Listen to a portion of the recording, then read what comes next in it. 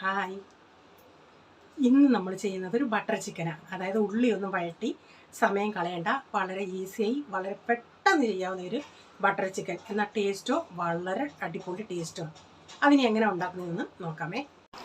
ആദ്യം നമുക്ക് ഒരു മസാല മിക്സ് ചെയ്ത് വെക്കണം. അതിനായിട്ട് ഞാനിവിടെ ഒരു 1/4 ടീസ്പൂൺ മഞ്ഞൾപ്പൊടി, 1.5 ടീസ്പൂൺ കാശ്മീരി മുളക് പൊടി, 1 ടീസ്പൂൺ മല്ലിപ്പൊടി, 3/4 ടീസ്പൂൺ ചെറിയ ജീരകം പൊടിച്ചത്, അതെല്ലാം കൂടെ ഒന്ന് നമുക്ക് മിക്സ് ചെയ്ത് വെക്കാം. ഞാനിവിടെ ഇതുപോലുള്ള 3 ടൊമാറ്റോ എടുത്തിട്ടുണ്ട്. ഇത് വലിയ അല്ലി ആയതുകൊണ്ട് 2 അല്ലി വെളുത്തുള്ളി, ഇതുപോലൊരു കഷ്ണം ഇഞ്ചി. ഇത് അധികം എരിവുള്ള പച്ചമുളകല്ല, അതുകൊണ്ട് ഞാനൊരു 4 പച്ചമുളക് എടുത്തിട്ടുണ്ട്. ഇതെല്ലാം നമുക്കൊന്ന് നന്നായി ഒന്ന് അരച്ചെടുക്കണം. ഞാനിവിടെ 1 ടേബിൾ സ്പൂൺ കസൂരി മേത്തി ഒന്ന് ചൂടാക്കി എടുക്കുന്നുണ്ട്. ചൂടാക്കുമ്പോൾ നമുക്കത് കൈ വെച്ച് നന്നായിട്ട് പൊടിക്കുമ്പോൾ പൊടിഞ്ഞു വരും. അപ്പോൾ കുക്കർ അടുപ്പത്ത് വെച്ചിട്ട് നന്നായി ചൂടായതിനു ശേഷം, കുക്കർ നന്നായിട്ട് ചൂടാവുന്നതാണ്, ഇതിലേക്ക് ഞാൻ 1 ടേബിൾ സ്പൂൺ ബട്ടർ ചേർത്തിട്ടുണ്ട്. എന്നിട്ട് കുറച്ച് ഓയിലും, നിങ്ങൾക്ക് ബട്ടർ മാത്രം ചേർക്കണമെങ്കിൽ അങ്ങനെ ഉണ്ടാക്കാം.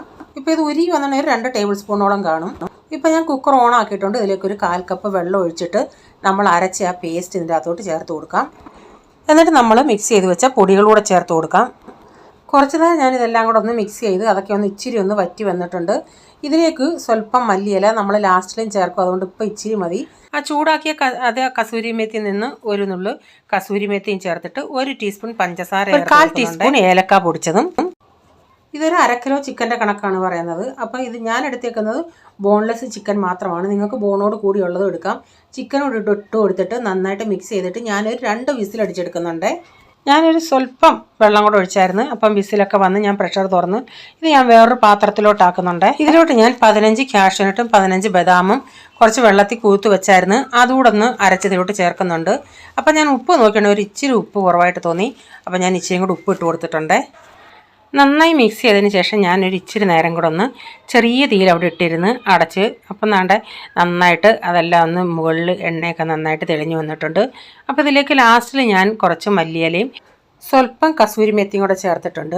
എന്നിട്ട് ടേസ്റ്റ് ഒന്ന് നോക്കിയാണെങ്കിൽ നല്ല അടിപൊളി ടേസ്റ്റാണ്.